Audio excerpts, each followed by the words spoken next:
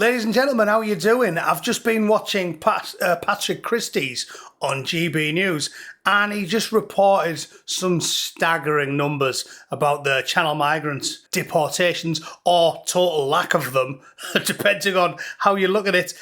So, because he's not as funny or as half as bad-tempered as I am, I thought I'd do some digging and get all the numbers fresh off the press from the Daily Express, because what better way is there to start the weekend than by coaxing a rage boner out here?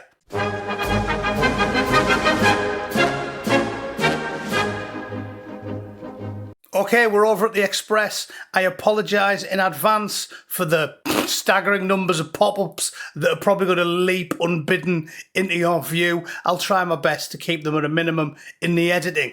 But this is a hot take. It's just come out literally about an hour ago.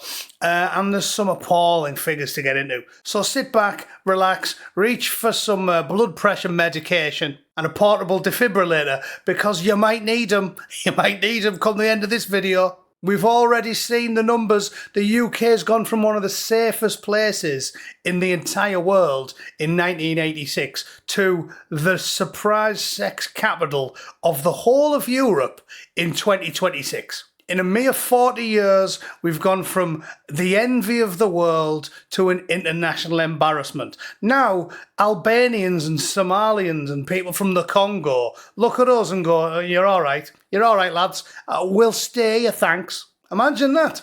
I mean, I know they've got Umbongo in the Congo, but there's nothing else good about the place, is there? Anyway, let's get into the numbers. So there's the headline: bombshell, real number of small boat deportations to key countries exposed, disgraceful. I agree with you, hyperbolic Daily Express employee. Definitely. I know before I get started, this one's going to grind my gears. Exclusive. We tonight reveal how many small boat migrants are being returned from the biggest cohorts to cross from France. And one will shock you. I bet it doesn't. Not me. I've been pissed off for 25 years at this point. I guarantee you're not going to shock me. Nothing they do shocks me at this point. If I walked downstairs tomorrow morning and found a Somalian wanking on my kitchen floor, that wouldn't surprise me. No, I'd just step over him while he was on the vinegar strokes, feign total disinterest, and then calmly walk to the garage and fetch Mary Jane, my large high-powered assault rifle. Easy. They give me problems, but I've got solutions. There's a nice picture, which, as we've discussed this week, is entirely male. Why?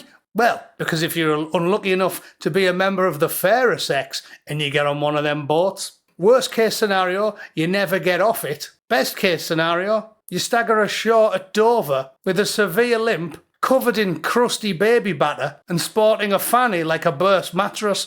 That's what happens if you've got a set of threepenny bits and you're daft enough to get on a dinghy anywhere near France. But I digress. Let's get into it. Britain's asylum crisis has led to a complete systemic breakdown, as the vast majority of Channel migrants are dodging deportations. A staggering 96,000 asylum seekers from Afghanistan, Iran, Iraq and Eritrea have arrived in small boats between 2018 and 2025, and only 400 have been sent back in 7 years. That is, if your eyesight's not what it was, there you go, 0.5%. Brilliant.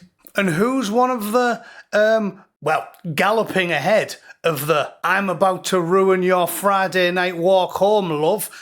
Who's the top of that list? The Afghans. The ones that aren't in the Taliban are one bad day away from donkeying one into your granny, so might I suggest the whole lot of them get sent back? But no, alas, we can't do it, because that'd be against whatever our insane globalist sociopath leaders have in store for us. So remember, they live in the posh areas and they keep the Afghans miles and miles away from them.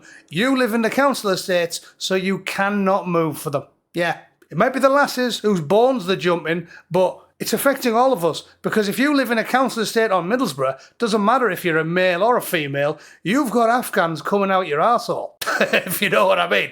They are numerous. New figures obtained for the first time by the Daily Express also reveal more small boat migrants have been returned to Ireland, 57, than Syria, 55, and Afghanistan, 16. out of 100,000. And the same number have been sent back to Somalia and Tunisia, as well as the United States. Can you believe we're getting them from the United States of America? This is unbelievable. Imagine, what is this, a US citizen rocking up in a dinghy? Is it that much easier to get a British passport if you turn up in a dinghy? Fair enough. I mean, there's one silver lining. Maybe we can deport Ellen DeGeneres. Fingers crossed. Rob Bates of the Centre for Migration Control said, these cohorts are unremovable until we leave the ECHR and overhaul the outdated human rights laws. They are not fit for the modern era.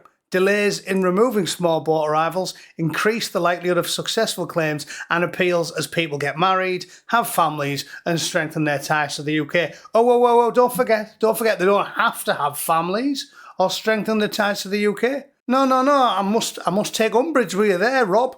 Surely my viewers remember a couple of these golden nuggets. Theresa May claims cat prevented immigrants' deportation. You remember that one, don't you? You remember that one? Well, who's going to know? She got up on telly and said we couldn't deport a sex offender because he had a cat, and therefore it's his right to a family life, or whatever ECHR bollocks she mentioned. And then the Guardian's going to sit here with a straight face and go, no, that's not true. That's not true. Who's more likely to be in the know here? The former Prime Minister of a wet centre-left party, or the Guardian? Yeah, I think I'll go with a wet centre-left Tory over the out communist. And I think you should too. This one's from the woke left-wing independent, so this is definitely true if even they couldn't lie about it. Criminal's deportation case halted over son's dislike for chicken nuggets. A tribunal ruled it would be unduly harsh for the 10-year-old to return to Albania because he likes English chicken nuggets. Get rid of him. Get rid of him. Not only would I happily bin him, I'd bin his mum, his dad, and his cat. I'd have the lot of them strapped to a dinghy with an F-15 engine on the back of it, and I'd blast them back across the channel in about 2 seconds. And we'll do one more just to warm your cockles. This is a famous one from The Guardian. You remember this one, don't you? The UK cannot deport a Nigerian who was convicted of a full-blown flick knife out, knickers off, in an alley, and the European Court of Human Rights said we couldn't remove him because it would breach his right to a family life. Yes, the worst scum amongst us can't be deported because they have the right to a family life, but your daughter or your mother or your granny doesn't have the right to take the dog out for a walk and not get a 9-inch surprise from a knife-wielding African. Weird that, innit? Weird. And at the bottom of the page, it takes us to this story saying total mayhem. 200,000 of them turned up this year and 800 the last weekend alone. So there you go. Marvellous. Didn't I promise you you'd be pissed off? Didn't I promise you you'd be pissed off? Didn't I tell you on my last stream that Donald Trump has got illegal crossings across a 3,000-mile border down to lower than the UK's got when it's an island with a rough channel separated from the continent? The island status that saved the nation during World War II.